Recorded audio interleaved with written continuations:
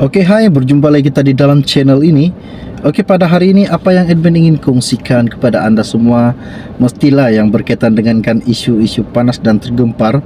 Pada hari ini isu yang akan admin kongsikan yang baru saja admin dapat, ianya berkaitan dengan skandal 1MDB yang telah dilakukan oleh Najib Razak.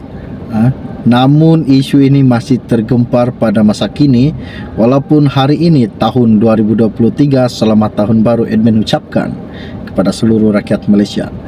Baru-baru ini admin telah menerima laporan dan isu yang tergempar di mana Datuk Seri Anwar Ibrahim mengemukakan berkaitan dengan Menteri Kewangan selaku Perdana Menteri juga memiliki dua jawatan dalam satu kerjaya. Okey, baiklah, sebelum admin meneruskan isu yang tergempar pada hari ini, admin minta mohon bantu admin tolong tekan butang subscribe dan juga pada butang lonceng supaya anda sentiasa mengikuti perkembangan terkini yang akan admin kongsikan di dalam channel ini buat anda semua. Baiklah, kita teruskan isu yang tergempar pada hari ini, di mana isu ini admin dapat daripada Agenda Daily.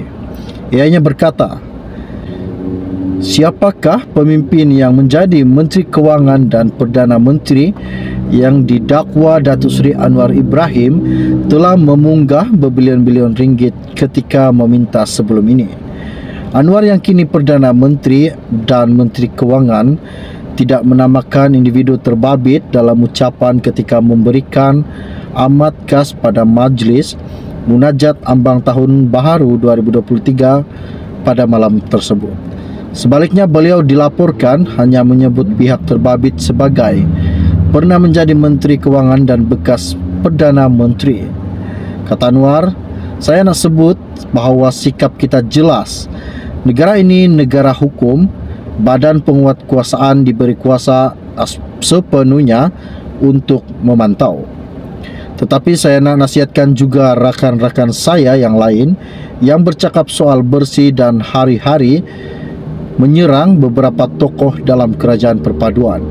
Apatah lagi orang-orang yang pernah menjadi Menteri Kewangan, Perdana Menteri yang tak kala mereka berkuasa dipunggahnya ratusan juta ringgit, malahan dia punggah bilion ringgit dipunggahnya.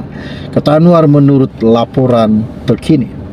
Dalam sejarah negara berlaku skandal terbesar kewangan melibatkan berbilion-bilion ringgit dana 1MDB, iaitu ketika Datuk Seri Najib Razak menjadi Menteri Kewangan dan selaku Perdana Menteri. Malah pada 2019 juga Anwar dalam temu bual bersama Richard menyifatkan skandal 1MDB lebih teruk daripada apa yang dijangkakannya.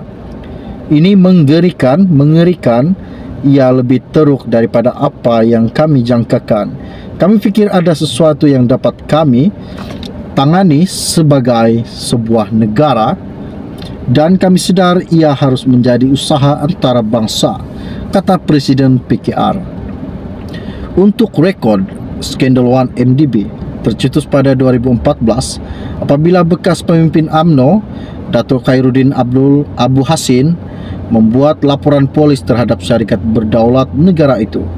Susulan laporan polis itu, beberapa kenyataan dikeluarkan pihak berkaitan termasuk jawatan kuasa, kira-kira wang negara dan Bank Negara Malaysia sebelum 3 Julai 2015.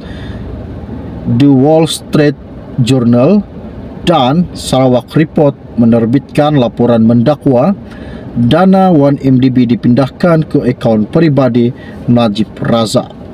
Peguam negara ketika itu, Tan Sri Gani Patail, juga mengumumkan serbuan dilakukan ke atas syarikat berkaitan 1MDB, SRC Internasional Sendirian Berhad, Gandingan Mentari Sendirian Berhad dan Ishan Perdana Sendirian Berhad sebelum khidmatnya ditamatkan mulai 27 Julai 2015. Kes 1MDB itu yang dianggap skandal kewangan terbesar dalam sejarah dunia mencetuskan gelombang penolakan terhadap Barisan Nasional Pimpinan Najib yang kemudian hilang Putrajaya pada 2018 apabila kalah kepada Pakatan Harapan PH pada pilihan raya umum ke-14.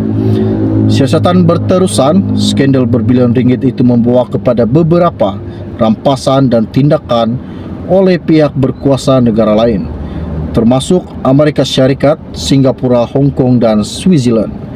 Dalam negara, Najib ditangkap dan dituduh di mahkamah berhubung penyelewengan dana 1MDB selain kes membabitkan RM42 juta dana SRC Internasional.